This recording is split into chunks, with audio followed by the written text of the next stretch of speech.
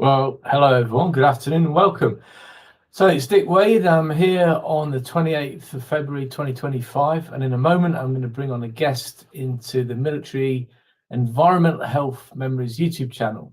You'll have noticed that the name of the main YouTube channel was changed not so long ago to Military Memories, because we had a number of requests. I've got guests lined up who have absolutely nothing to do with Army or military environmental health, but quite like what was going on. So this one, though, because the guy who's coming on in a moment was, in fact, a drain sniffer, and everyone's going to know who he is, I've got it titled as Military Environmental Health Memories, and you can see the little banner behind me. So that's the theme of today. So I'm really pleased to be joined in a moment by a guest who's had a very long and illustrious military career in Army environmental health. I first met this individual way back when in 1982, which seems like an absolute age ago. And we've known each other ever since. We've served together. We've been to a theatre of operation together. And without further ado, it gives me absolutely great pleasure to introduce my old friend, Dave Stewart. Dave, good afternoon, and how's it going? Thank you very much for the introduction. No, that's all right, mate. Are you keeping well? Are you all good? I am indeed. I think I'll look healthy on screen. Let's put it that way. Not as healthy as you, of course, but there you go. Looking well, I can tell you now, Dave. You're looking extremely well, matey. We had a little chat beforehand. There's no hairs and graces here, is there? We're just gonna have a chat. I'm gonna bring up a few slides in a moment, and share what we've got a little presentation that's going to appear as we speak there. So Dave, let's go back. Let's go back, if we can, to just before you joined the Army. So let's go back to like Davey Stewart, who's about 15 and a half, just coming on to 16 years old, about to leave school. Where are you? What's going on? And then what leads to you going into the military? Well, I think one of opportunity was the main thing for joining the military, and I'll get to that story in a minute. But essentially, I left school with, 1O grade, as it was termed in Scotland, equivalent of your GCSEs.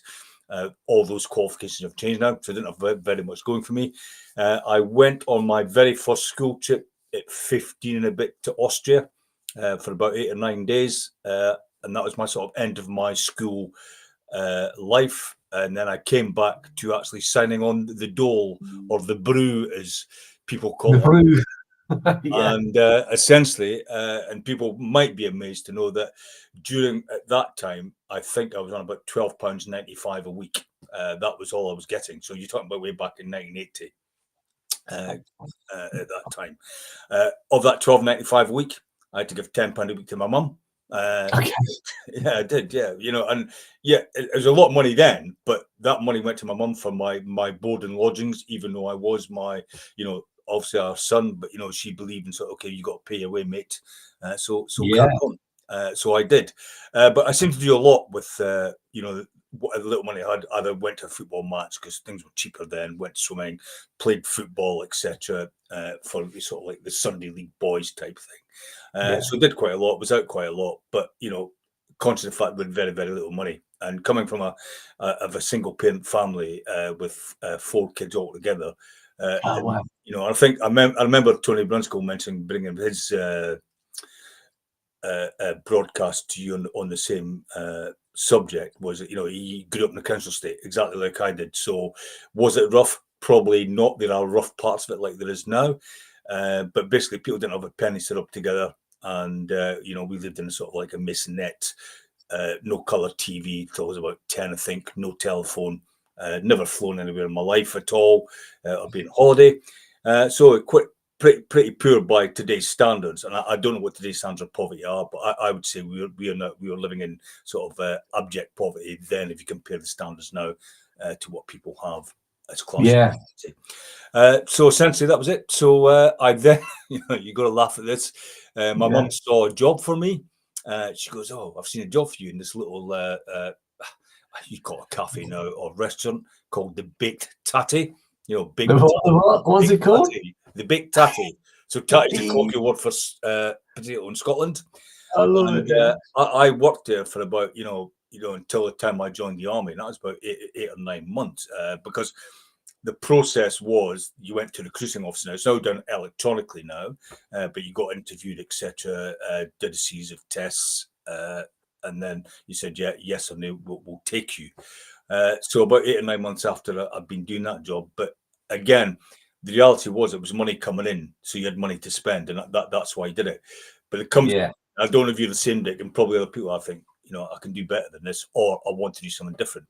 Fortunately, I had a brother already in the army who was a sergeant at the time. He's about 5 years older than I am, and I thought, okay, I'll join the army. So I wasn't going to do anything technical because he was ammunition technician officer.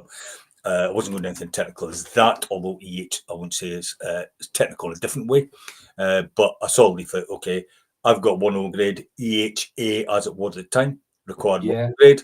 So I had it. And then I joined the RMC, joined the Apprentice College. And also I joined it, just a little bit before you, but people like Schultze came in after I did, about 5 or 6 months after I did. But I joined with Tony Brunskill, Andy White, who started to leave medically, a guy called Alan Gardner, and a guy called Clive Hatcher. And there's only 5 of us in that intake because it was kind of. Oh, is that all? Oh, wow. Tiny little. I didn't realise that. Yeah. Just going back. Quite well. Yeah. Go back a little tiny bit, Dave. Okay. What? So you go to Army Careers Office, Glasgow, was it? No, it was Dundee actually. Yeah, with Careers. In Dundee. It's a big enough city. Yeah. Yeah, and then what? Is it at that point you think Royal Army Medical Corps, or were there other options on the table as well? And how did you end up being a medic? Was that your first choice? I think the reality was, like I said, I think when I read the leaflets, that was one thing. And no disrespect to the infantry whatsoever, because I've got a lot of good mates in the infantry, and there's a lot of bright, exceptionally bright people as well. Yeah. And the trouble is, infantry were considered, not to say I'm the greatest educated person, but considered a lesser of a career. And actually, if throughout my 43 years, I've been associated with the army and the other services as well, that actually there's a lot of exceptionally bright people within the infantry. They're just, now you'd say they're getting degrees and everything now, but they didn't have the academia. But if you look at some of the stuff these guys do, it's absolutely exceptional. The knowledge they absorb, they're able to absorb information and put it out in a sort of logical sequence, and plan, for example, a section attack or something of that nature, or drive complex military vehicles, or indeed, work complex military equipment. But it wasn't for me, and I can still remember the Black Watch Sergeant, it's now 3rd Battalion, the Royal Regiment of Scotland, saying to me, "See, if you can't get into the medics, will you join infantry?" I said, "I'd like to try and get a trade first, Sarge." So that was it. I don't want to go in the infantry, no way. Exactly. So then you poddle off to Keogh Barracks, small intake, as you say, Brack College. We've both been through Brack College, wonderful place. I absolutely loved it. And then that was a great time. What's your residing memories of Apprentice College, and overall, not the initial bit where it's a bit like, oh, what's going on here, but once you get into it, it's actually quite a good environment to be, isn't it, Brack College? What's your takeaways from that, and did you enjoy it? Yes, and I did. I'm glad in a way, because again, it gave you a chance to, I suppose, bed into the army a little bit, but also it gave further chance for people like me who joined with very little to get more qualifications and do fantastic amount of sport and adventures training. So essentially, if you could actually put that model on a 6th form college in Civvy Street, I think society would be a lot better. I think you're right, and I had a similar experience. So I had to go. For me, it was that same opportunity where I hadn't done particularly well at school, passed maybe 1 or 2 of my O levels, but then into Brack College and able to I think I did about another 3 or 4 or whatever. But you hit it on the head. All the sport and all, it was just what a fantastic environment. Not always brilliant. Life's not like that, but overall, wow, what a great time. So let's fast forward. So I don't want to sort of interrupt, but can I add to that? The way we're describing it, it was a life of a blast. But the reality was actually, yes, while you did all this stuff, I would say that most mornings, unless it's really important inspection, you're up at 10 o'clock in the morning. So Yeah. get your room ready, getting your bed made, cleaning everything, and make sure your kit was okay. But then that was usually followed at 6 o'clock in the morning with a bloody boot run, and that was almost every day, and even the weekend. So you're kept busy, I would say, from sort of like 5 in the morning right up to 11 o'clock at night most days, So. And I think that was a really important part of it Yeah. as well, because it was like constant structure, constant something, but probably didn't realize at the time, and I can only speak for myself, probably didn't realize it at the time, but constant learning and constantly getting better and fitter and smarter. And I believe this to this day. Nothing against recruits, absolutely brilliant, but I genuinely believe that those of us that went through that apprentice college routine regime came out a very well-rounded, smart soldier at the end of the day, ready to go out into the big bad world of army and environmental health, which brings us a tenuous link to your class 3 course. How was that? Who was on it? Pick a few. Jeff McGowan, Dave Butler, Dave Mitchkey. You know Dave Mitchkey quite well. I know Dave very well. Kev Shaw, unfortunately, passed. He was my best man at my wedding, and he passed Kev, yeah. afterwards. So we get Paddy Daniels, Mickey Steele, who haven't heard from ages. Pat neither, to be honest. And there was an overseas student from Hamed. I know he's called Hamed, but I can't remember exactly who he's from. Well, the names were always difficult. We had during our time, we had a couple of them. We couldn't remember their names, but they got called Mig and Tig. Yeah. Well, I don't know why. We had Mig and Tig. It was dead funny. Yeah. So how did you find that then? Because I want to go back to something you mentioned, and I was in this boat. This was me as well. So we didn't do particularly brilliant at school, you and I, did we? So we got like 1 or 2 O levels. Then we did some more. Then we got into apprentice college and learned more. And then we suddenly thrust into environmental health, where it's learning on a scale, and those flipping tests on Monday afternoon. Yeah. Program. How did you find it? What was your class 3 experience like then? It was hard in a way that academically and learning for exams, I am bloody hopeless at, and I admit that now. So if you have to give me sort of practical tests and look at stuff and bring it into my head, I'll remember it. Ask me to write it down. I'm absolutely dreadful, and that's a bad admission to make for somebody who's made it to army major. So there's a certain amount of information you can retain and write down, but at the end of the day, if you ask me, if you give me an exam now and I study for it, I'd find it quite difficult. Because, and that's not because I'm going to say I'm dyslexic or I've got ADHD or whatever, but I haven't. I'm nothing diagnosed, and I make fun, and I shouldn't do. But that's just one of those things that some people are much better. And I can cite an example of a guy that I had as a student in the School of Health when I was a sergeant back in 1988, and I always remember seeing a guy called Guardsman Breadbeer. And this guy used to work for the QM's department, and I remember the RQ coming up saying, he's a good guy, not very bright, but we did an oral test or an oral test for him on his. So read all the questions verbatim exam paper, almost 100%, because he could retain it up there, but he couldn't write it, and that was the thing. So I always remember that guy because he was a nice bloke, etc. And he just had it to be able to sort of like put out there, but he couldn't write at all. Oh, that's really good. You're ahead of your time there for inclusivity then as well. Because that's really cool. That. So class 3 course then, we're sad news about Kev, obviously. That's a real shame that I recall that as well. And then at the end of that, where did you go? Where did this send you? Class 3 went back to Scotland because that's what I asked for, and I got to Edinburgh. Yeah. And survived about 8 months. That was it, and then was back to the depot. Back to so class 3 off to Scotland, jammy bugger, and then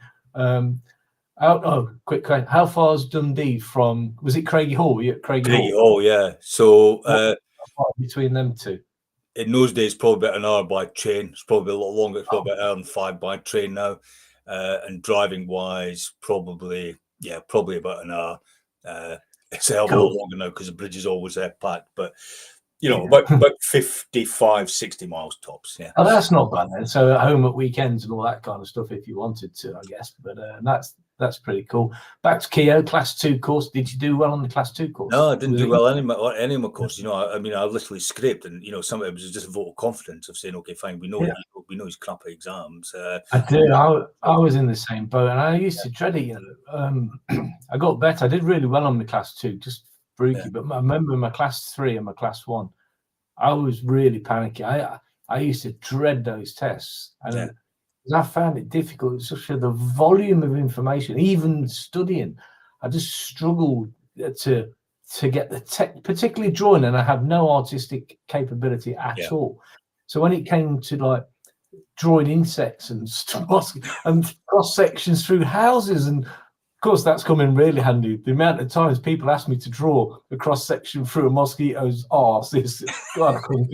So every day that happens, not. But I think Tony mentioned the same on his as well, that you learn to draw this stuff and you think, okay, yes, I get his background knowledge and everything, but the actual relevance and using it, it maybe helps you converse with the more technical trades like the engineer, draftsman or whatever.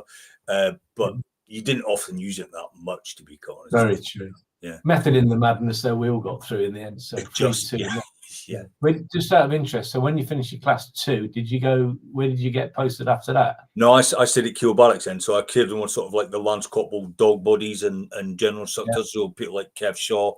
I think I can't remember Nick Kettle was still there, but people like Andy Charnock, John Murray, they're all the senior NCOs. So we'd either work down the water point, work on the model grounds, just doing dog body jobs and being demonstrators, and the occasional lectures to other people that you probably had no experience to do, but they say, okay, fine, crack on. I then find myself assistant coordinator along with Ian Crow. So I was his little lackey, making bloody view files at the time, which were, I don't know if you remember the old literature stuff you had to sort of like transfer in. Yeah. Oh my God, there's a blast from the past. Where you put them on the projector with the light and all that. Oh my God. Exactly. Yeah. So that's how it was done then. And so I became his sort of assistant coordinator, doing all that stuff and make sure the visual aids were up to scratch for all the instructors. And that was a lot of hard work. And and he was quite a hard taskmaster, actually. His standards were sort of quite hard. Oh, yeah. And so what rank was he at this stage then? What was he? He was a staff sergeant then. And essentially, I think his favourite saying was more kit, more kit. I won't say it in his sort of high-pitched voice, but more kit, we need more kit, etc. And it was all very much, geared towards one, and I get it, sort of perfection for the courses you deliver, and geared towards things like staff college demo. I don't know if you remember that sort of thing. I remember it really well, absolutely, yeah. Do you remember the Whirly gig? That sort of like large platform thing with all the presentation. Was it a presentation? Yeah, I do. Yeah. Yes. So what Brian Hart and crew would make us do as little Lance Corporals, it's just sort of like this stand thing, and it had a sort of rotating cube with 6 faces on it. And so myself and someone like Kev Shaw, we sat behind there, sort of like, and listening to cues all the time, exactly where Hart did it. And then you'd have the thing, and people trying to work out how the hell these things work, because somebody had in their hand a remote control. Of course, remote controls are bloody unheard of all that time. Exactly, yeah. And as he spoke, he pushed the remote control and the thing would slide round. People trying to work out, but you had to sometimes stop yourself laughing. And I remember one incident. I think one of the Secretary of State's of Defence or one of the Ministers of Defence came round, and we're sat behind there. And I don't remember a guy called Frank Short, God rest his soul. Oh, no, very well. But Frank was a W1, and this minister came round and pointed to an object, go, what's that? And there's a cage rat trap. And he goes, well, what's that for? He goes, well, catching rats, sir. And I'm actually wetting myself laughing, trying not to be too loud behind his bloody display thing. So of all the stupid questions you get from ministers, I said that. I know, yeah. What's that for? What's the rat trap? These are big things, and we did good demos, and I think that's reflected in probably some of the. It pervades through your life trying to get that stuff to the best of your ability. I think. Yeah, you're right. That perfection, and it's interesting that those little things on the face of it seem like pain in the backside, but they're not. They're actually standard. It's the standard that you end up living by. Really, it's really quite ingrained in me to this day from my EH days. if you're going somewhere, you got to look the best you can. You got to be Yeah. on time. You got to be well presented and have done your homework, that kind of thing. And that's never going to do anyone any harm, is it? So we did class 3, we've done class 2. Now at Keogh, class 1 comes along. Where's your first posting away from Keogh, Dave? First posting. So okay, so class 1. Oh God, I should remember all this stuff. But so I went to Sudan for 6 or 7 weeks. Okay, to do some work with the Sudanese military. No, I might. Was that with Brian Hart? No, it was actually, well, Brian Hart did the recce and all that sort of thing, and I'm Right. sure, did he die not long after that sort of thing? He did. I didn't think he might have been related. Was it viral encephalitis or so? Yeah. I'm not 100% sure, but I think it was post some kind of trip, really. Yeah. So myself you went and to Edie Sudan. What was going on out there? Well, that was working with the Sudanese military, you know, so the Sudanese Medical Corps and the Sudanese Staff College were to deliver courses there. So basically, this is sort of like start of the sort of like, I suppose, like almost defence engagement stuff. Where okay, fine, we're interested in that, we go. So I did that for 6 weeks. I came back just before Christmas. Somehow I managed to work myself for duty on Christmas Day. I think I come back the 18th of December. I was on duty Christmas Day. Oh, that'll learn you to get jollies to bloody Sudan. Go on. Well, exactly. And then I did my duty Christmas Day, had New Year, and all of a sudden the call came to, right, we need somebody to go to Belize. All right, okay, fine. Do you want to go? Well, not really. I just got back from Sudan. So I'd come back from Sudan in December. I was off to Belize in January because I sort of, you know, there was something went on out there, and I won't mention it, but nothing bad. But let's say the life and travails of being an army deployed person. So I went to Belize for 6 months. So that was quite good actually, because it was my second time there. Because I had class 3. If you remember, we did these sort of little little stints, short tours to wherever, you know, Kenya or Belize. And then I went out there as a sergeant. So I did 6 months there, and I thoroughly enjoyed that as well, because I was a young bloke. I was 22, and think, not unheard of, certainly not in our cadre. But I had a good time there. I think I did some good work out there and handed over. It was a good place. It was a good Belize, because that's what I particularly liked about Belize was it was real. You're doing your proper stuff, aren't you? We'll come on to the Gulf later, but proper EH stuff, proper drain sniffing out with the locals and the restaurants and all that. So what was your main sort of takeaways from Belize, and what kept you? Were you there by yourself first of all? No, I had John Wood to start off with, you know. Woody, okay. And then I had Mark Sayre afterwards, Tojo. So they were my sort of like class 3 interns, if you like. So we did some good stuff. I enjoyed the travel bit. There's a couple of photographs I think you've probably seen that I've probably put on the, you know, for the memories bit.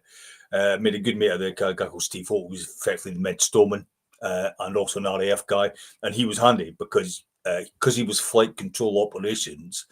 We used to go to the Keys every weekend. You know, on the we were one of the sort of like the top people at the top of the list to go and have a weekend out in the Keys. So that was quite nice. Really I enjoyed it, and just travel. And as you know yourself, the country is, you know, it's wide and diverse, and just traveling the country is quite nice. And just a beautiful place, and the helicopters off to the Keys at the weekends, absolutely great. And then obviously all the different camps and all the different locations. What a beautiful country, absolutely fascinating. And I, like your good self, I had a brilliant time. Belize to me was probably one of the highlights of my entire military career, other than meeting you, Dave, of course. Oh, thanks for that. Yeah, cheers. Yeah, likewise. So back from Belize, and where did you go after that? After Belize, so that would be 1987. So I come back and I went to the old Southeast District, which is now Fordiv, which is now defunct, now Support Command, Regional Commander. What you want to call Aldershot, in Aldershot. I went to Aldershot, because I then proposed from about 6,000 miles away. I far Belize is to my then now still my wife after almost 38 years, then girlfriend Jo, and we got married in Aldershot at the Garrison Church. So essentially, from proposal to it was about 6 months. We'd been going together for about 3 years anyway. But essentially, maybe it was a bit smart, so I left her to do all the arrangements. So there you go. And I just came back, and we got married almost 3 or 4 weeks later on. It was all done for you. It was all ready to go. It was, and she did a really, really good job. But again, by comparison to weddings, it costs nowadays average is probably 30 grand. Yeah, I think ours was 3, and I think possibly you came down to the evening function as well. I think, yeah, And essentially, that was held in the old Sergeant's Mess at Keele Barracks, because yeah. that's I all we can remember afford. it well. Great Yeah. chefing, great food. I can even remember the name of the head chef, a guy called Mick Bateman, staff sergeant. I Right, think yeah. ED pay was Good about thing to 40. do that. That's clever thinking, because you're going to get a really good standard, Yes. and you're in your own safe environment, and the Met is brilliant, absolutely great thing to do. It really is. And do you remember old Pauline the waitress and all that sort of thing in the mess? Yeah, really, really well. Well, she had a bit of a soft spot for Drake. I think she used to be very, very fond of John Murray, if I remember rightly. Everybody was. Yeah, really quite pally. And we used to get looked after well at Keogh. I loved Keogh Barracks over the years. Absolutely wonderful times, particularly in that mess as well. Great time. Anyway, moving on. Small rooms though, but apart from that, it was quite good, because I think the sort of like the drain sniffing community were sort of like, I suppose they're all younger, stuck together. Sit together. But you had a younger crowd of senior NCOs, like literally baby senior NCOs, effectively. But a great group, great environment. Used to have the BBC, didn't we? Bad Boys Corridor down the bottom, on the bottom floor, I remember. And I think when I eventually left the military, I was back at Keogh. I ended up with 2 rooms, and I lived out. And when I lived out, I still had a changing room in there, so it was absolutely great. I've got some good stories to talk about that. Not anything, not that we're going to talk about here, but some very funny anecdotes. We'll hear them in 2026, possibly in March, whenever the dinner is in. Oh, absolutely, next year. Oh, we'll mention that later as well. All right, and so let's think. What rank are we now, Dave? Are you about a staffy to buy this stage? No, I was a sergeant still when I went to South East District. So I lived in Alamein Road, down Aldershot for the first 8 months. So essentially, after that, I was posted to School of Health in Germany as a sergeant instructor. Nice. So again, simple thing from that, we left UK with 7 MFO boxes. That was it. That was all we had, because everything was given to you furniture wise in the quarter, but we had 7 MFO boxes that went across to Germany. And then I enjoyed Germany so much so I probably, if you had your time again, there's probably some place you'd go back to. Just okay, fine, this is where I want to be. I mean, Senelago as well. You had a good number there. I want to pick on a couple of memories. I want to make sure I've got the years right now. Yes. So if you're in Senelago, what years are we talking? 1988. So May 1988. Yeah. 88. I don't want to drag up the past, but didn't your grandma die around that time? She did. Yeah. God, how do you remember that? I'd say, and I hadn't rehearsed that actually. I'd tell you why. Memories just come to me, and so because of that, very sad at the time, I was in Dusseldorf. Yeah. And were you not due to go to Berlin with Roy Bedson? I was, And as a result of your sad passing of your grandma, guess who went to Berlin instead? Yes, you lucky devil. So it was, and so that's a residing memory of that time for me, where Bedpan and myself went to Berlin and Dave Michike actually was the staffy. He was the staffy there at the hospital. That turned out to me a really wonderful experience. It was really, really good. I really enjoyed it. So now I've got that time frame. So now we're in the late 80s, and then you're having a great time. I've got a picture of you at the School of Health to show later with the team. But I think you might have. Yeah, it might have been. That was my second time round. Yeah. Exactly, because I don't think you were a sergeant in this picture. But you were on officer there as well. Yeah, I was. Yeah. There you go. That's the picture I've got later. And I want to ask a couple of questions about that as well. So then, if we're at the back end of the 80s, then into the early 90s, we're still in Germany and we go on our holidays to the desert. We did. So slight interlude then. So by that time, 89, I'd spent 18 months at School of Health. Then myself and Jeff McGowan swapped. So I went down to Zost. He came up to School of Health, and 3 good years there. So just before we went on our holidays, and this will, believe it or not, somebody thought I was good enough to get commissioned, or at least have a crack at going the regular commissions board. So I did, failed miserably, or wasn't suitable for officer training. I was probably about 26, 27, about 26 when you were about 24 in the Gulf. So I went to RCB. And I was coming back, and you've alluded to it, I was coming back from that selection, or the pre-RCB selection, Yeah, yeah. and essentially, I get and this is day before mobile phones and all that, so I get a phone call at my sister-in-law's house, because Mrs. still in Germany, sister-in-law's house, saying, "What's this about you going to golf?" I goes, Yeah. "No, it's one div is going." "Oh, no, you're definitely going." And apparently Les Drawbridge had been at the house to tell my missus that, yeah, he's off to the golf. I thought, what? So here's me on a plane on the Friday, Wow. getting back from UK, getting picked up way back at, it was at RAF Wildenrat or Bruggen or Yeah, wherever, down there, near which is JHQ. miles down your end of the country, Yeah, at Dusseldorf. yeah. And I was saying, "Oh, why are you going to golf? Why are you going to golf?" Because I don't know. I really thought it was the Verdun lot, wasn't it? The Hippos. Yeah, yeah. And so come back late Friday night. I think you picked me up the Sunday and went up to Ona on that. Yeah. So and I think we were gone for about 7 months, including training after that, weren't we? Because Yeah. really Well, I could get remember, home. Yeah. well, it's worth talking about briefly about that. So, because the training was quite interesting. Yeah. So we all went up to. Do you remember we ended up in that house, didn't we? Did, yeah. Yeah. There was people. We struck really lucky there. I don't know how we all ended up. There was me, you, Hippo, Jonah, probably that. All the seniors, yeah. Riggsy, all the whole of the section got some house or something. I thought that would do, and it was really good. And all that kind of beat up. I remember was going out on runs with that Scottish sergeant major who used to go, "Hey, Gene, Davy Wilson, Davy Wilson, ex-PFA boy, lovely fella, absolutely brilliant, rough and ready, proper squaddy, really good, though, really. Remember he used to wander around the camp in the Gulf and go, "Hey, Gene, I can see light," and this, that. You might be Simon Riggs smoking one of his fags or something like that. Yeah. But that was the beat up training for that was really good, and we kept busy, didn't we? Playing table tennis and all sorts of things. Yeah, because you thrashed me every time. I think that was it. So I probably just got lucky. I would have thought, but no, that was good. But I can't let this go. I wish I had a photograph. I don't have a photograph because we didn't take one. But in fact, come on, tell me about the golf. Tell me about the golf for you. How did you find that? Because it was a long time. We're out there for a long time, weren't we? Yeah, so no phones, no communication. What's the takeaway for that, Dave? Yeah, so I'll go back to the house first, if I may, please, just sort of like extend your house stories a bit.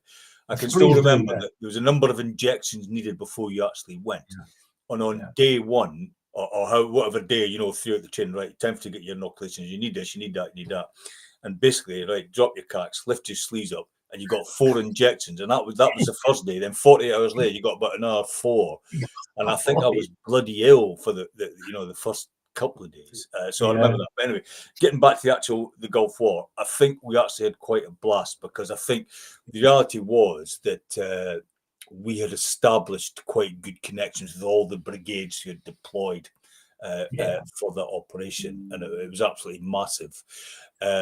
We made our own little sort of area, if you like, is the hygiene section, as was.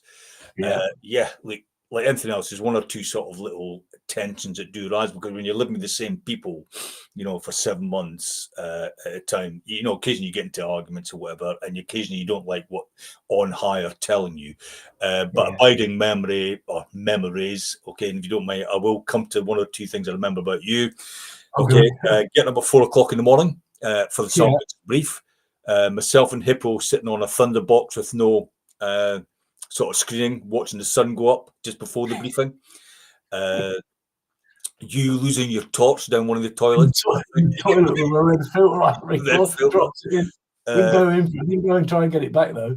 Hippo getting some sort of cleaning reagent on his nether regions after visiting the toilet. It was the old Père de Sang poop scoot, chemical toilet or whatever. Yeah. You driving down a hole and nearly sort of giving me sort of like an enema. We've got to mention that, Dave, because I dine out on this all the time.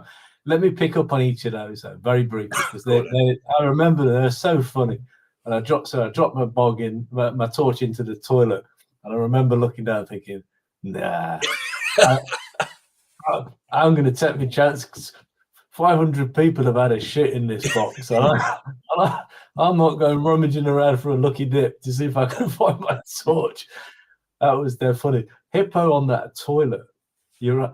It had that, as you said, that Sani, whatever, that liquid. And it apparently it has splashed and burnt all his tatties. It did, yeah. To use your term. Yeah. And it was really, really funny. I do hear you're talking about sitting on the bog. I think he still does that in New Zealand. His neighbours go ballistic. His neighbours can't work him out. He's out there having a big shite reading his paper in the middle of the street. But the whole day. So I also remember particularly, probably, I shouldn't say it, but we were probably the worst chefs, I think, in the whole brigade. Because I can't remember you with me at one point, but we used to go on these visits, and I can still remember the unit, which is one of the artillery units, and the master chef was all dressed up, as whites as best as he could, yeah. And I'd never seen a joint for about 4 or 5 months of roast joint, because I think all we ever got seemed to be stew, wasn't it, or something of that nature. And it's a bloody method. It was terrible. And this guy goes, "Stopping for tea, lads." Thought, "Yes, sir." And then he's carving his joint. I says, "Why are we not getting this?" And I think we went to the end. Did we manage to trade with the Americans for some joints of meat for, corned beef or whatever? And I was about to say, we still screwed it up, That's when he really got the name Stew, because even though he was provided with the ingredients to make a wonderful feast, he made a bloody stew out of it. Yeah, exactly. Yeah. So it was all these little things, things like, the mad haircuts as well, which you thought, okay, can you just be a number 4, mate? Nah, number 2. That's it. Yeah, get it all gone. We had a good cracking group. I haven't got them all here. I've got loads of photographs of, because we always had it was a good environment, and we all looked out for each other. I don't recall any sort of bad moments really. We were away from home and all that kind of shit. But I think overall we had a good gang, didn't we? It was a good group, And apart from being the worst sort of winter in the history, I think, because and again, if I get made about to go back to memory as well.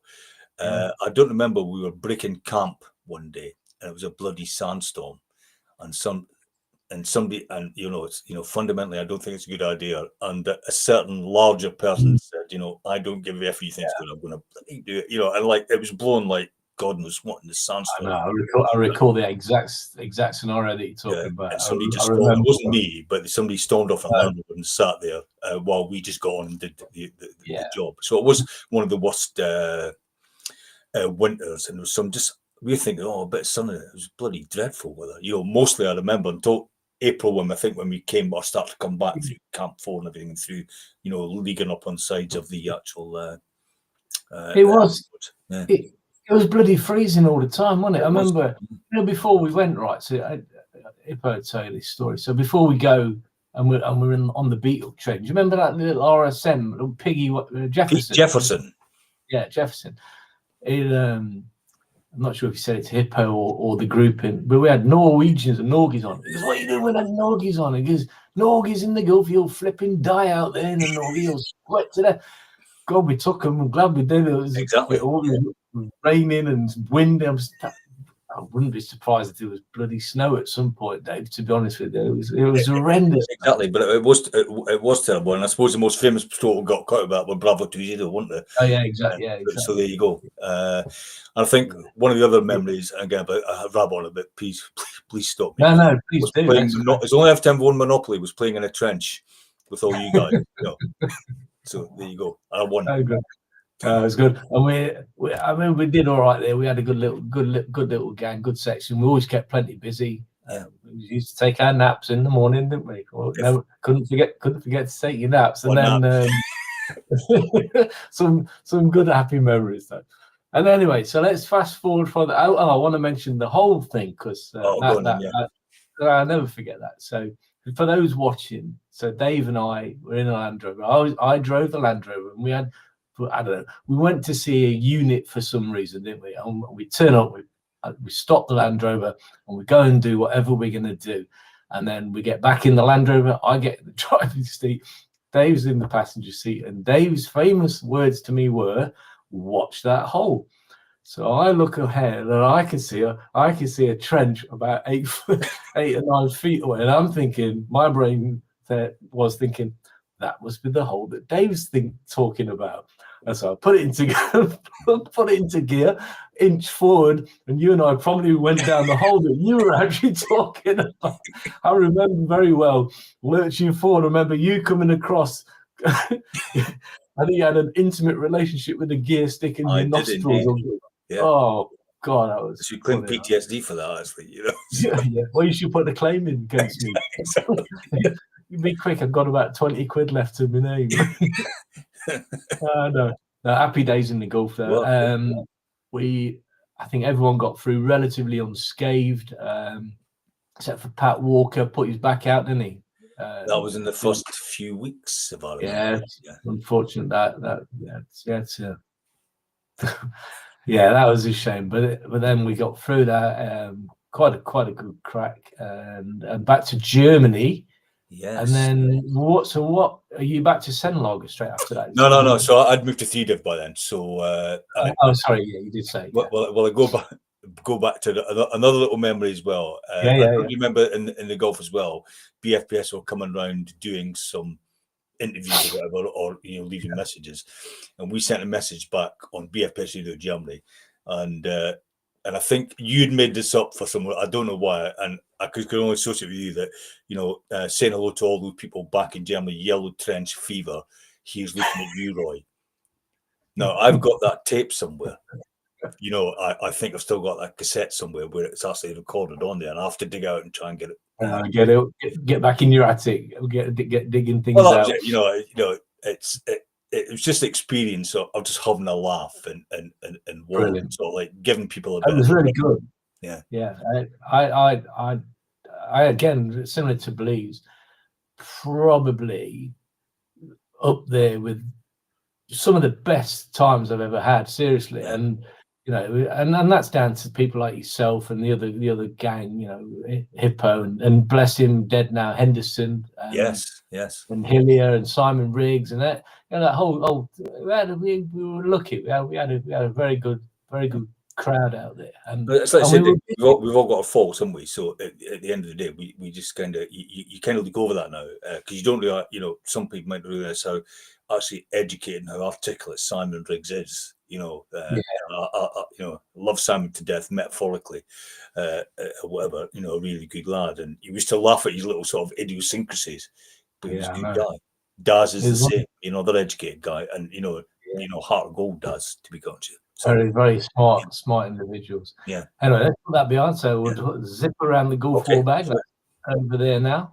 In fact, tell you what I do. I'll put it in that hole. It's in that hole. It's going to fall. So, what's the next posting? So from Gulf back to Zost, you said.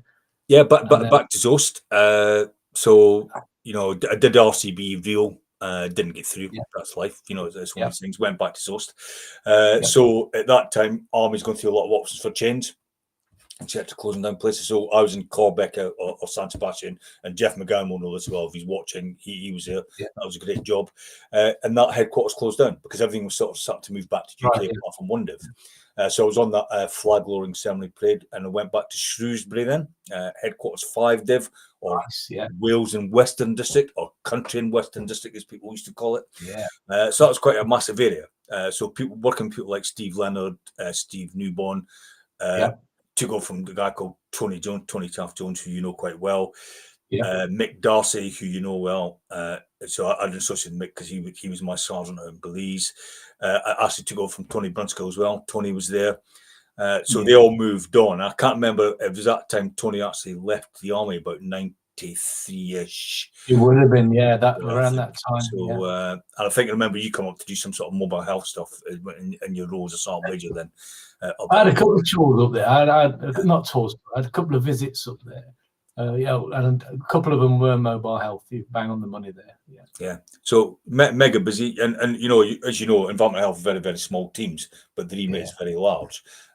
So that not so much the unit concentrations, but the actual geographical distance to cover, because you covered as far down as the English-Welsh border towards Chepstow, all the way into Wales and all the way up to bloody Carlisle. So that was a long thing. And of course, I then had my firstborn, Dominic, who's now 32 in the next couple of months. So he was born in the Royal Shrewsbury Hospital. So he's a Salopian, colloquially, still supports Shrewsbury Town as well. Oh, that's good. Nice one. So he's born in the Royal Shrewsbury Hospital, and we bought our first house there, just outside. Yeah. So that was 3 years quite busy. So, and I think Andy Buxton was probably my last boss there before I moved on. But those were good times as well. So people like Taggy was a junior, Matt McClory, Baggy Gaines, another good lad, and a couple of the younger boys who were there. And you just met some genuinely nice people. And but we were busy. I think like all EH seemed to be. Absolutely, yeah. And so that's Care of Shrewsbury. Where did you go after that? Back to the School of Health as Sergeant Major. Yeah. So there you go. So back to Senelager. So some photographs will show that. So really sort of delighted to be select Sergeant Major. Again, back with people like Jeff McGowan, Andy Charnock for a slight bit. I took over from Ian Simpson, who again we'd associated with when we were at Keogh. And who was the first boss? My first boss was Jim, because Jim Fletcher was he taking over Dave Natalie at the time? I think he was. And then Jim Fletcher went and Paddy Daniels came in with Jeff Henderson again, God rest his soul, came as a staffy, Richie McLean, Paul Mowat, another decent lad, etc. And then Rob Hinton, who was, I think, Rob's probably one of the first I knew in terms of people who sort of did an intercorps transfer. I can't remember how many they were, but Rob had come from the Parachute Regiment. And quite honestly, you think, okay, you're pretty fit, and you come against somebody like Rob Hinton, thinking, I say, that is kind of different level of fitness. So he used to beat me on the bloody rowing machine, so you go, and, but, a good guy to boot as well. So there you go. I enjoyed. Yeah. You had a great time there. I've got a picture or two to show us. So we'll fast forward now. So we're on 48 minutes. We said we'd try and keep it around an hour. So yeah, we'll do. Yeah. I want to get to the point where when did you get commissioned? When did you get that opportunity? Yeah. So from Senelager I moved to Rindal. I did 2 years there. And decided, okay, I'll stick my hat in the ring. And I think it took me third attempt, to get to interview and get this thing. But that was 2002. So I then moved 2002 from Rindal and ironically back to Dundee as the training officer at the time. Right. Yeah, as the was then 225 Medical Regiment training officer. Okay, didn't know much about the reserves at the time. Again, some excellent people there as well, and some very educated people. But I took over from a guy called Jim Edwards, who incidentally is a full colonel now. I think Jim's in his last year now, so I'm still mates with him. Went to his wedding, etc. I then moved from there via tour to the Iraq. I think that was my second time because I went on Telic 2 as well. So I went to 102 Law Brigade as the SO3 med at 102 Law Brigade, or one of the SO3 meds. Did a bit of sort of G1 to 4 med and then G3 to 5 planning with the G5 team. Right, okay. Short tour there, I think it was about 3 months. Came back, and ironically, he is the sort of the likeness between that and our first tour in Iraq. 2 days notice, so I got told on Saturday morning, and what made it worse was the DG at the time was visiting the unit. And I said, look, I've got to go. I says, I need to go and get my kit ready because I'm going away on Monday. He goes, what? Because the brigade just phoned me. I'm off. So I'm off to back on to 102 Law Brigade. Came back from that. I don't think when was my third. Yeah. So came back from that. I then went to headquarters, Demeter Defence Medical Institute. So that is now Litchfield in effect, plus all that. But that was done at Gosport at the time. So I did a training analysis job. Effectively looking at one of the jobs looking at the EH and the degree relevance to EH trainees. So that started off the process of now the EH degrees. So I did that. And then 20 months later, I'd served 20 months separated. I moved back to 225. It was now a proper med regiment, bigger and, more squadrons, which covered Dundee, Stirling, Sunderland, which is close to you, and Leicester. So I had all those squadrons after as training major. Did an exercise in Georgia, the former Soviet Republic. So I took an OTX, overseas training exercise out there. Yeah. And then I had a time, personally for me, quite a difficult time. One or two issues that I said, okay, fine, I'm resigning, I've had enough now. And I did, a number of FTRS contracts. Still kept my line with the military, doing again, which I'm grateful for, because people, okay, fine, we know, you're probably not totally qualified for the jobs that you're doing, but we know you can pick up. And I think it's what the army does, it gives you a chance to do that. And my last FTRS contract was out in Germany, in Bielefeld, because again, nobody else applied for the job. So I got 10 months out there, and then somebody said to me, so why don't you just get back in? And I was in so I'd left in 2009 and 2017, so why don't you just get back in? Because the guy who suggested me had done exactly the same as me, resigned the same year, but got back in the year before me, and he's the desk officer, so I knew him quite well, a guy called Neil Bagley. And he says, get back in. I said, look, bloody hell, mate, I'm 52 years old. He goes, no, just do it. I said, so I do it. Yeah. Wow. And then, sorry, yeah. No, go on. Yeah. So got back in. Funny enough, first job was training major of 205 Field Hospital in Glasgow.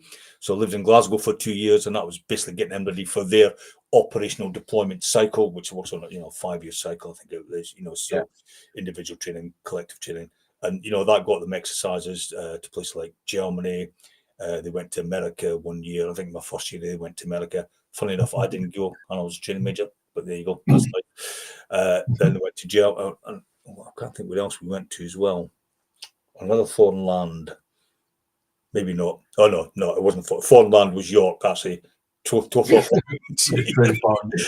was when I then out to Germany, or vice versa. It was just an absolute great. So that was the introduction back into that. And then I got a phone call. She said, well, where do you want to go next then? And a guy, a mate of mine, who's a desk officer, another guy called Simon Bunn, another good guy. Yeah. He goes, we can't find a job for you. And I goes, really?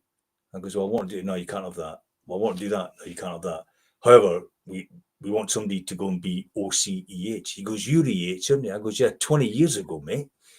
Everybody's got more qualifications. So I went back to EH for initially a 2-year period. And thank Gareth Moore, who you knew, who was the head of CIG at the time. Yeah. I'm doing it for one turn of the handle. I says, that's fine, I'll do it for 2 years. So down to Aldershot is OC Regional Command, and that's almost sort of like probably almost 50% of their cadre I was OC of, and I'm an MSO, and I'm thinking, bloody hell. Yeah. So that's where I met, because I came to your office a few times, didn't I? Indeed, yeah. Over the years, when I was working in and around Aldershot or Farnborough, I'd occasionally pop in. So that's that time where, in my day, that used to be where the dental call were. It was, near the museum, near the army, near that museum. Yes, yeah. My office was in the bottom floor there, yeah. So and that was it. That's where you finished. That's where you ended your career from there, and now you're back in Scotland. Yeah. Not intended to finish my career there, because I should have another posting or two in between that, but COVID happened, so I just lengthened the time. And sometimes you get to a point where I think, okay, fine, it's 1 or 2 jobs you don't fancy, because let's face it, right? You get a lot older, and regimentally, you kind of keep up with the boys in the squadron runs just about, certainly I can anyway. Speed has never been my thing. Fitness have been okay, and then you think, okay, fine, okay, I'll stick with it. But I enjoyed it because I enjoyed working with the people, and I enjoyed, and if anyone were watching, hopefully trying to develop them and just sort of be impartial, because I wasn't quite in the groove, if you like, within the sort of like the inner sanctum, although I did converse with a lot of people in the EH. So I had to sort of hedge my bets and sort of say, okay, fine, I haven't got enough technical expertise to do this, because I've got people who have degrees and who have done now longer in the EH card than I've done. To kind of guide that team. And to be quite honest, you get noticed, because if you're in sort of like an infrastructure environment, it isn't sexy, but there's a lot of good work that goes on. And exactly. We did a lot of good work, with the refugees down in MOD Manston, or the asylum seekers, which is one point. The refugees coming in from Afghanistan, going to the various camps, a lot of these guys, and they pull out the bag, and it's sort of, okay, fine, actually, we need these guys, because I don't know if in your time, sorry, I'm waffling a little bit. Okay, essentially, there's also thinking, why do we need EH? Well, they prove their worth well and well beyond, because there's a lot of educators who know a lot, and sometimes a little bit about other subjects, which contextually they can put the meat on the bones that other people sometimes can't. For example, health and safety from a different, angle. Yeah. If you like, yeah. Fascinating. And so, I mean, what I'm going to do, Dave, in a minute is bring the slides up. But I just want to mention, so over that's you've had a phenomenal career. We've been talking for 56 minutes now, and we've literally spanned from you being a kid, all the way through to now, where you've retired from the military. But you've crammed a lot of stuff in there, haven't you? It's been pretty full on and intense with all those. Jesus Christ. And that's a fascinating career, and the longevity of it as well, over and above and beyond what most people actually do. Even, I mean, I didn't serve a full term, but even those that serve a full term, you've done that and plenty more. What I'd like to do while we're still on is let me just bring in this little presentation, Dave, and we'll shoot down the side of the thing there. So we're on just a few minutes, really. I guess a little trot down memory lane. So you've gone through and spoken about all of those lovely places, this, that, and the other. Well, excuse me, I've just been scrounging a few photos. You've sent me some. I need to mention Beth Colvin, Thanks, Beth. Who last night sent me some. But those where you didn't have trousers on, I've actually covered you up. I've photoshopped those, so that's fine. And the one of you in the bath with that sheep, I'm not using that one. Not much to see. No, and the ones with the guinea pigs, well, that's just disgusting. I'm not putting them on. Okay, right. Mum's the one. Let's have a look then. So let's start, if we can. I've just thrown the guys on with the flags. They're our standard bearers, of course. But what's going on in the other pictures then? Just nice and brief though. Okay, so the two group shots. The top one, as I look at it, as my left is Shavas Company or Shavas House, because it's such a bad photograph. Then I can't recognize, but probably Tony Brunskill's there somewhere, Tez Newman, etc., and a few others that you'll probably know as well.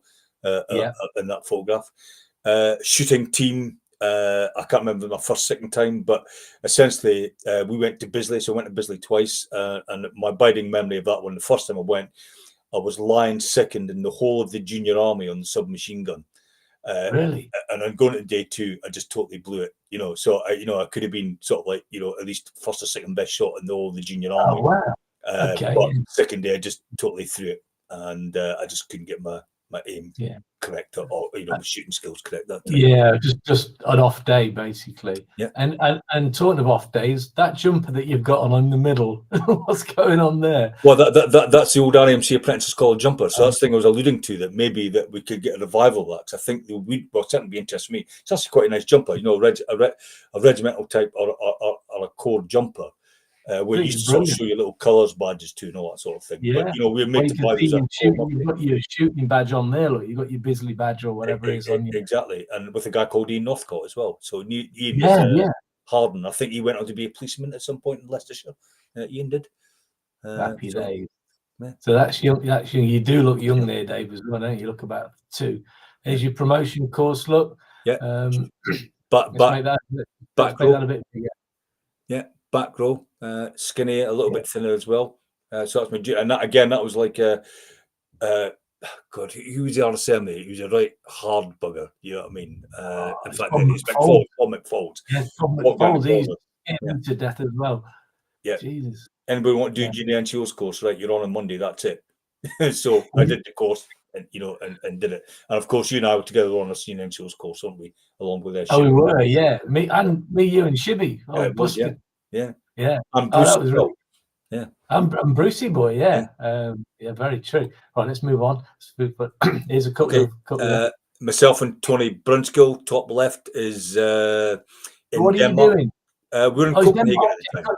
Denmark. So I think just before the intake, Schultz's intake came in, Yeah. went to go on an exercise to Denmark for 3 weeks and set up a 400-bed field hospital along with Tutu Field Hospital.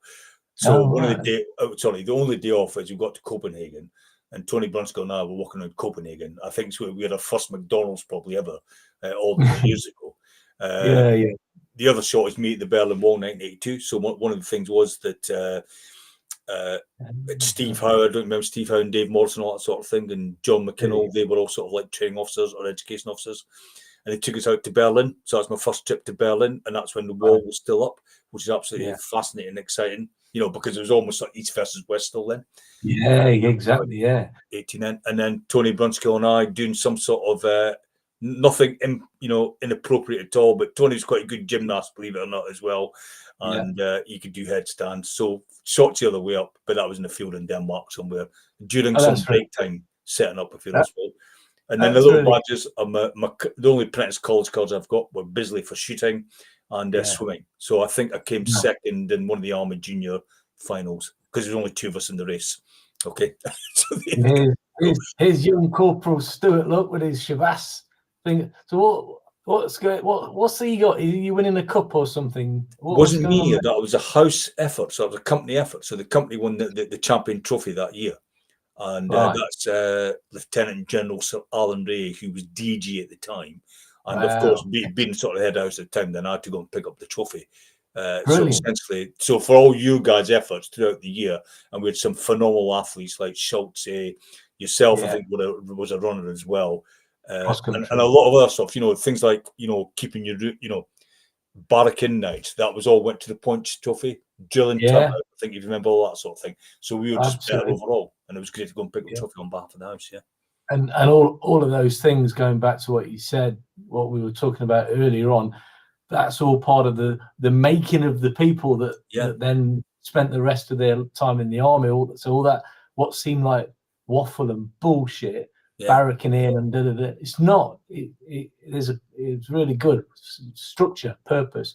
Anyway, that's good. I love this picture. I've never seen this before. So do you recognise any of the faces then, apart from mine? I recognise all of them, but I'll let you start. Because one of them was in your School of Health together. Well, both, 2 of them, in fact, probably. Yeah. So this is I don't remember the old drumhead services.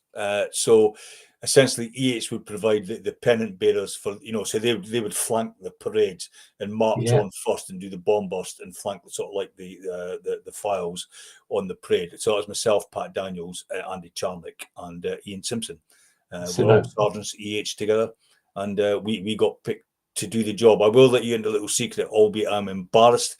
On one of the first rehearsals, I don't know what it was, mate, but I nearly did a face plant because, you're taught sort of how to alleviate the sort of like the blood pooling, and I just totally forgot, and the sun was beating down on my head during rehearsal, and all I heard was Frank Sturgeon, I think was on at the time. He goes, "He's going to go," and somebody caught me. So it didn't happen on the real time, but it just I thought, God, what's happened? Seconds later, I was after. But it's all good breakfast. Lovely picture. Yeah. And what I don't know where I got that from, but probably the EH page. But I'm going to regurgitate it. I'm going to make sure that goes back on the EH page on the Facebook later, because that's a really good picture. And if I recall rightly, probably the reason that drain sniffers used to get picked for that prestigious position of stickman, not stickman, markers, or whatever you call them, because they're always dead smart. That's why. Yeah. Even me. Yeah.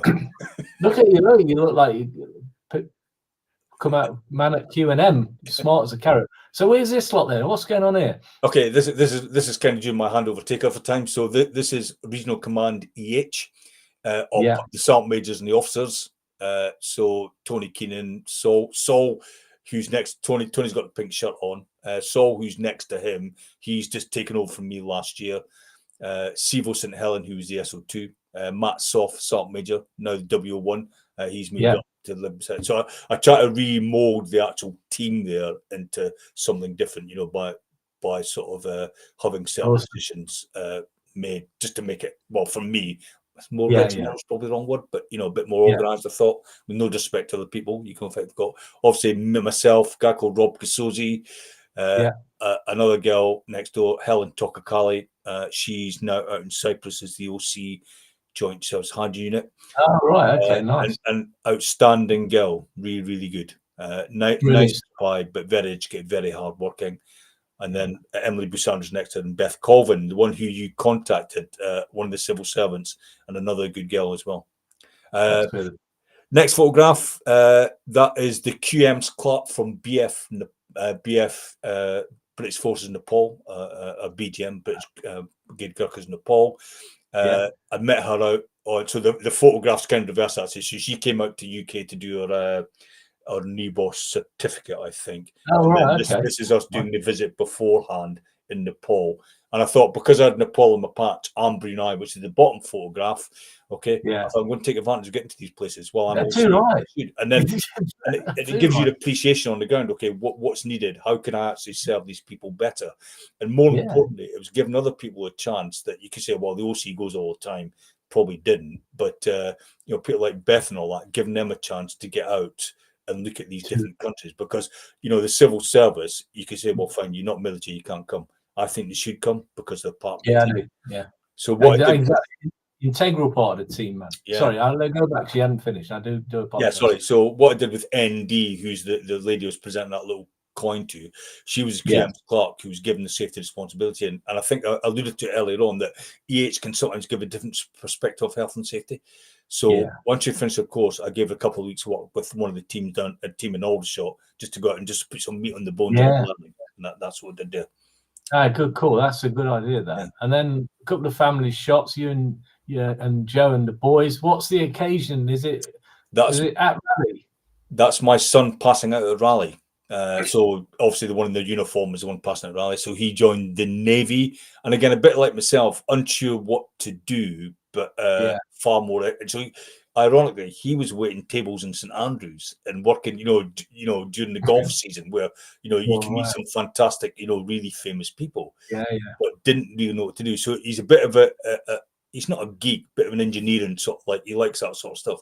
So he joined the Navy as an aircraft engineer, and he just about finished his next course, and then he'll finish that, come back and do his leadership, and then hopefully get promoted to leading hand. So it's quite a longer journey in the Navy.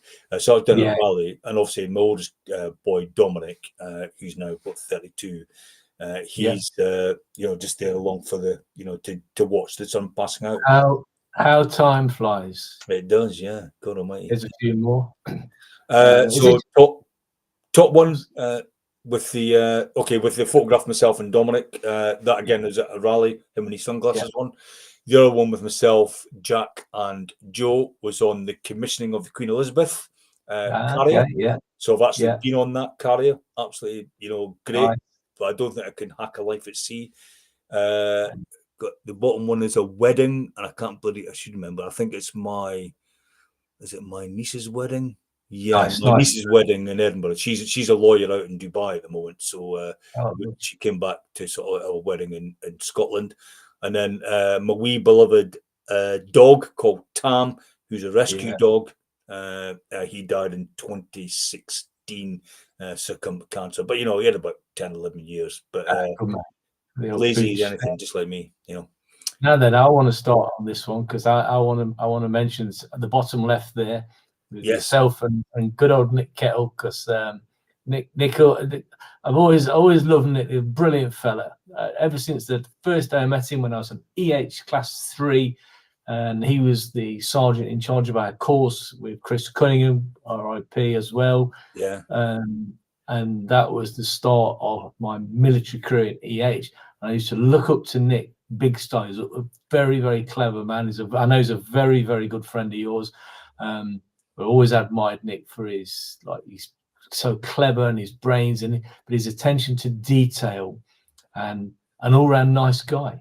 So what are you doing there? What's going on there? That was a Blenheim. So I decided to do a Blenheim blood wash triathlon as it was at the time to raise money for Yeah. blood cancer, because somebody close to me had died of blood cancer, and I thought, okay, fine, I'll just have a crack at it, you know. Yeah. I Yeah. roped Nick into doing it.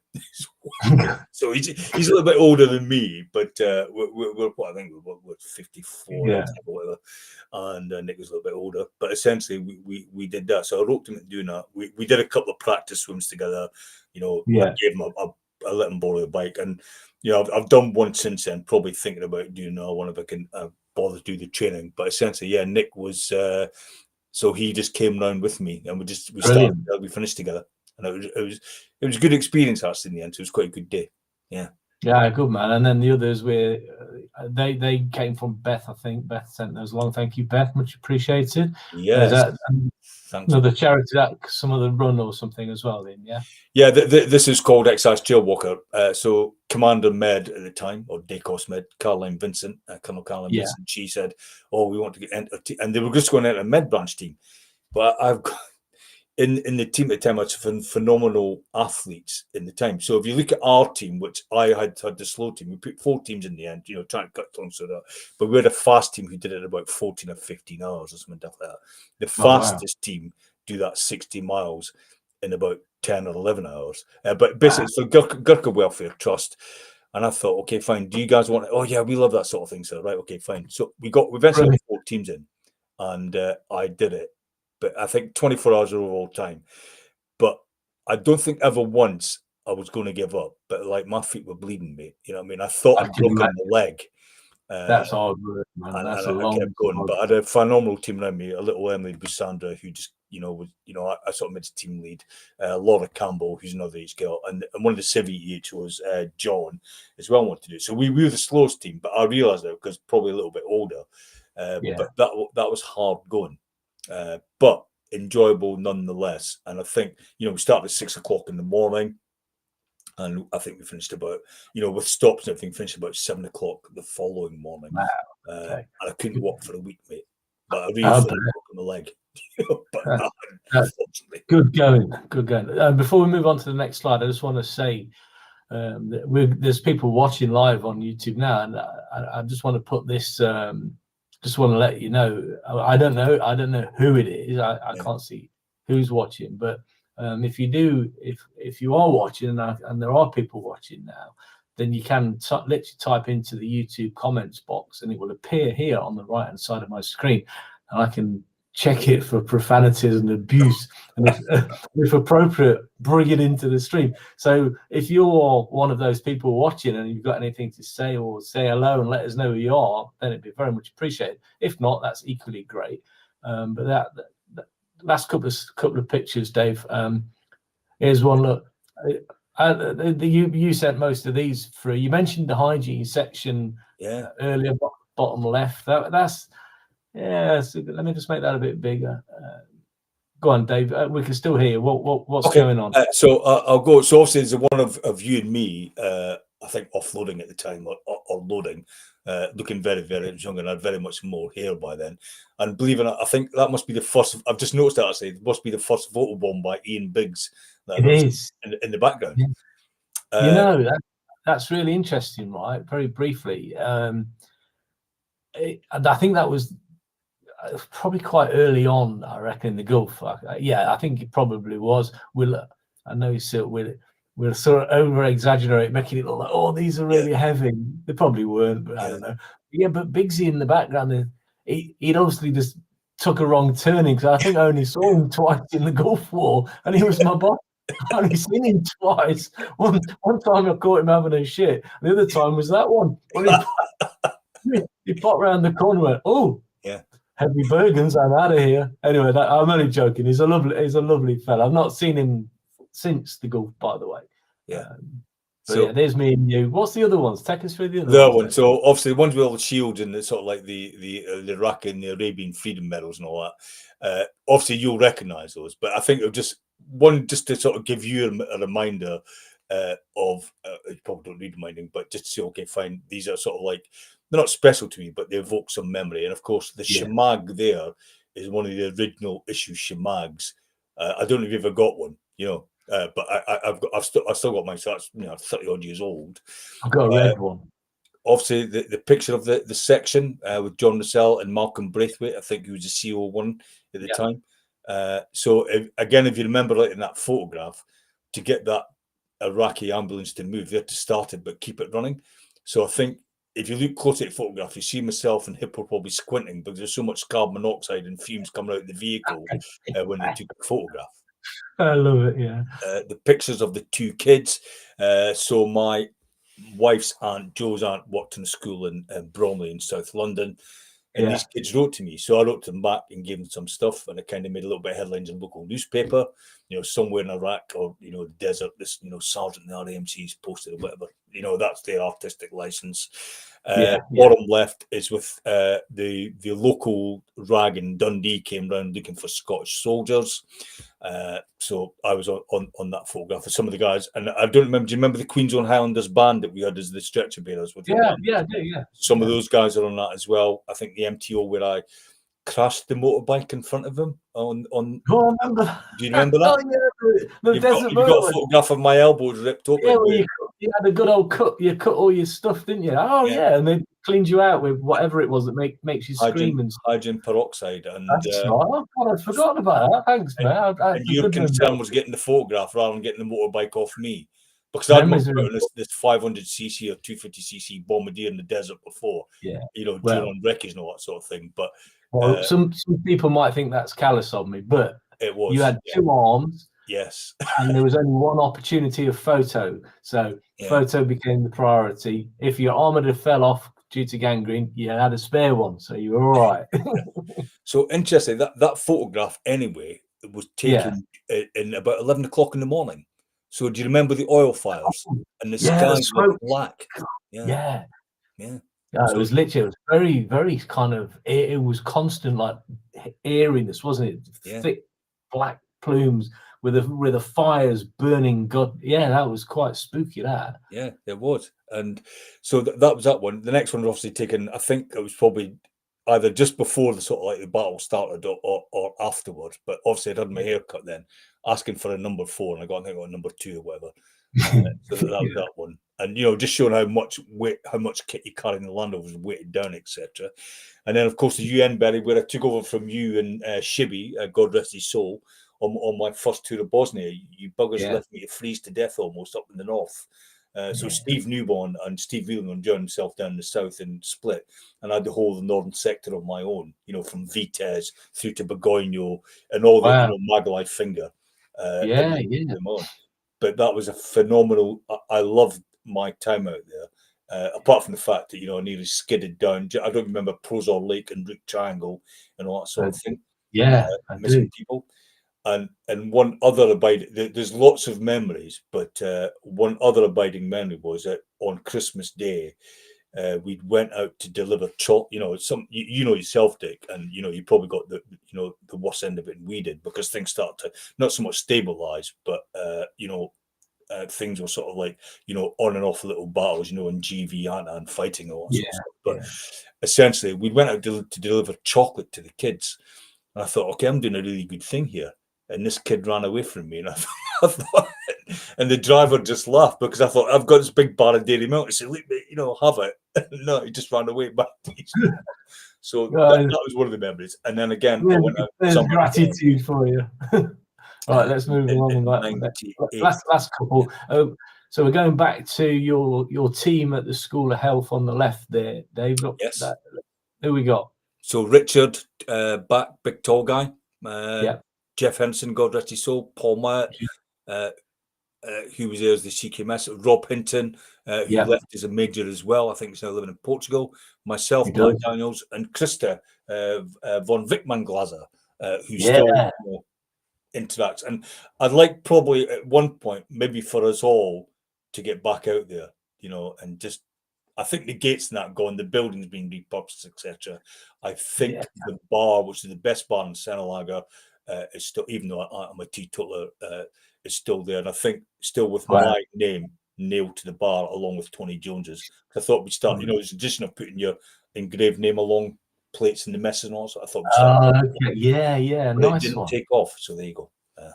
That's life. But and then Baldy Beacon with a guy called Rich Parry, who was the radiographer at the time. I think we got dropped off there to do.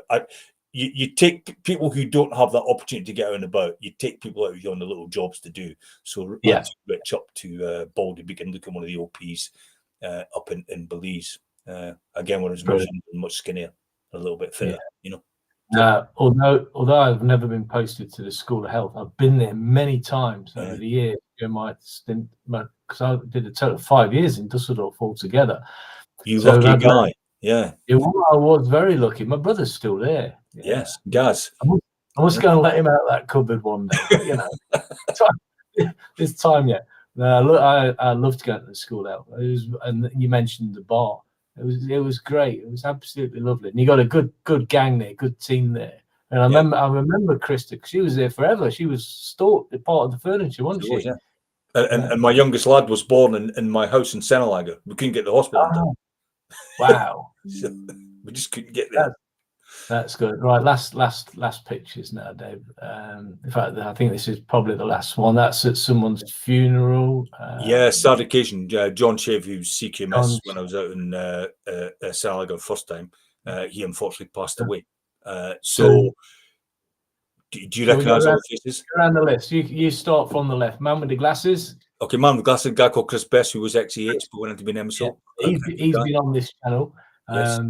We had a good chat, and he comes to our dinners in Coventry, and he's a stalwart of the core, and quite a champion for all things environmental health as well. Lovely fella. Who's next? Dave Natalie. Dave Natalie, yeah. And hiding in the background there. Look, Dougie. Is Dougie Ralph? Yeah, another exceptionally nice guy. You know, a good bloke. You know. I like speaking to him because he's just so pleasant, polite. I've never heard him sort of. Always a good lad. We chat with Dougie every now and then. We had a chat not so long back actually, and he's always a good crack. Anyway, we keep going. Then who we got? Ian Armstrong goes way back. I think were you in Dusseldorf with him as well at one point? Were you or not? No, okay. I wasn't. I didn't have the privilege of serving. I knew of Ian Armstrong. Yeah. But I passed May across, but I don't recall never served together. But him and I have had a chat on here as an absolute brilliant, lovely gentleman. And of course, he's got his sons, ex-military as well, and ex-police. And he also comes to our dinners in Coventry, and he was there, and we had a chat at the last one. And who's that hiding in the background there? That is Jim Fletcher. Jimbo, yeah, Jim's there. Ian Hunter, my old boss from Germany. Is it Graham Shepherd? So I think Graham Shepherd was way before our time. So he'd probably just been on his way out by the time we joined, possibly. I don't know. Indeed, yeah. And then Dave Mitchke. Looking very smart. And who's that bugger next to him, though? Oh, right. Well, actually, if you ask Dave Mitchke, he wouldn't know. Because he said, this is the story I'm getting to. He said to me, he goes, well, who are you then? I said, I'm Dave Stewart. I'm out in Bosnia on my second tour. And I was on the same course as him. And I don't think I've changed that much. And neither has Dave, to be quite honest here. But he didn't know who I was. Yeah. That's kind of, I love that. And then the person who always makes you, I find him so bloody funny. He's freaking hilarious.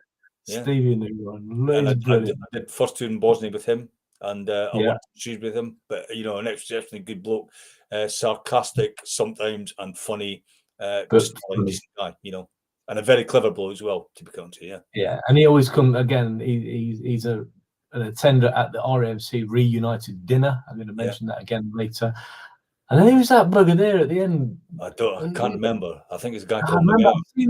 I've seen him. I'm not sure if it was Crime Watch or I don't know. No. Our dear friend Jeff McGowan, of course, good old Jeff, who I speak to fairly regular over there in Ireland, and of course we went to his birthday party together, didn't we? Eternally joyful, always smiling. I don't know if I'm a do or get, but he is eternally smiling, always happy. Always happy, mate, and is very, very good for morale, is Jeff, without a shadow of a doubt. So really, a really good bunch. So the reason I wanted to very briefly mention it, these chats that you and I are having, and the ones I've had with other people, and I've got quite a few lined up as well, by the way. That photograph was the start of these talks. The military environment health was born as a result. I couldn't go to that funeral. Always, and again, I had a lot of time for John Shavey. I thought he was a lovely fella, really did.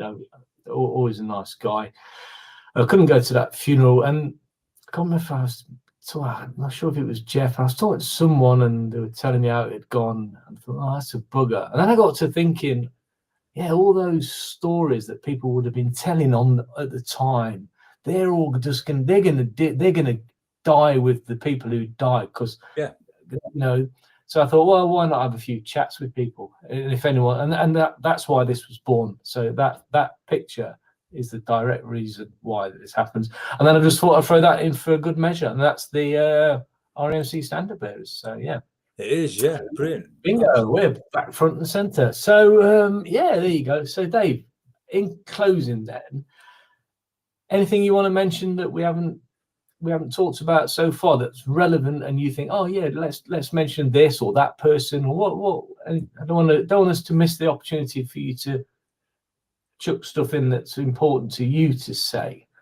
I think we've covered sort of like the vast majority of things, but I think from anybody's point of view, and I think as I saw a post from you the other day, Dick, about having a solid partner behind you. In your case, Sarah. In my case, Sarah, sorry. In my case, Joanne, who I've been with for nearly 41 years this year. 38 was married. So I think that's important, having that sort of thing behind you who supports your career, whatever that be in, civil life, and certainly more important, military life, because they've had to go through some pretty bad times, So whether you've had a girlfriend, boyfriend, or whatever, a wife, husband, or whatever, then they've had to suffer you going away, for example, at 2 days' notice or whatever, or they've had to suffer some of the stuff where you've worked the long hours, and so I think that's important, and I think she'll probably, when she watches this back, she'll probably think, oh, why did you say that? I goes, well, it's true. And it's important. Yeah, you're right. It's a good thing to mention. It's very, very good of you to do that little bit at the end, because it is important. That it's part of the team, isn't it? It's part of the and vital. And it's all right for you and me zipping off here, there, and everywhere. Someone's got a family to keep sane and looked after, and all the stress that must go with it. So yeah, absolutely critical part of that. The build-up of the military family, so important. Okay, then. Well, as always, I always like to get the last word in. Of course. Watch it. It's your show, So Unless I'm chatting to my Sarah, then I know. Just forget it. I ain't gonna get the last word in. And she's not here. She's gone to Poland, so she can't even have me up in the background. So it's all weekend, then. Is that what you're saying? Wait for the weekend in Poland. Literally left at midday today. Back on Monday. So in closing, Dave, I've known you for a long time. Yeah. 82 was the first time. Longer than my wife's known me. Yeah, exactly. And we've probably done some things that we better not. No, I'm only joking. But I mean this genuinely. I want to say thank you, and not just for coming on there. I don't mean that, although that's important as well. But thank you for everything that you've done. For me, with me, alongside me over the years. I've always had a lot of time for you. I'm not blowing smoke up your ass. I've always had, you're an outstanding fella. You're a great example of what people can achieve in the military. You said that I didn't know about your background, by the way, until you told me about single parent, poor family, and all the rest of it. So, and that I'm glad you mentioned that, because that's really important. So it goes to show, doesn't it? You can come from any background. It doesn't matter who you are or what you are. You can go into the British military, and in our case in particular, the medics, and then environment health. And you can go on and, like you've done, you can go on and do some really bloody good stuff, travel the world, meet your life partner, have children, build that family up, and build mates that that you are going to be there literally till the day you die, because that's how it is. And so you're a great example of that, Dave, of what can be achieved if you put your mind to it and get on with stuff. That bit of resilience, because it hasn't been, I know it hasn't always been plain sailing. That resilience when the shit hits the fan, to go, yeah, whatever, that's happened, right, what's next, let's move on. So yeah, that's my thanks to you, mate. Thank you for just being you. Thank you for being my friend over the years. in particular Nigel, for telling me about that hole that we still ended up inside of anyway. Watch that hole. But thank you. If I can reciprocate those words you said back to me, Dick, because I feel the same about you. Because sometimes I think somebody always said to me, and probably said to you, that if you can somebody take a piece of them and put it into your character and all the good things, so people like Jim Megan, who's my first OC, Garth Sparrow, G Squad and SAS, who still hang around in the military. These are all people looked up. People like doctors, my first two of Bosnia, Malcolm Russell, who's a great, and I look at these guys and I think, how why are you so intelligent, and how can you do these sort of things, but you just are not, you don't brag about it. There's no social media then to brag about it, and essentially they just get on. People like Sam Potter, who's still down in Army Lookers, who are great doctors who've done things, and a number of other different people that, if they didn't give me the opportunity and give me the help I needed, then I wouldn't be where I am. And, I include you in that as well, because I think, okay, why can't I be as funny as Dick Wade? I look as handsome with my Bart Simpson haircut, Oh, you are funny. We're getting Kate Eddie's autograph when you're getting your haircut as well. Oh, yeah, I forgot about that. I was having a haircut in the Gulf and you got me the autograph. I've still got it somewhere to dig up the dent. Yeah. Get your haircut, you scruffy twat. Lots of love, Kate Eddie. Yeah. Oh, it's in my memory box upstairs. I love it. Oh, that's a good note to end on. Hey, Dave, best to you, Joe, best to you boys. See you soon, my friend. Take good care. Don't disappear just yet, but see you later. Bye, everyone. Take care.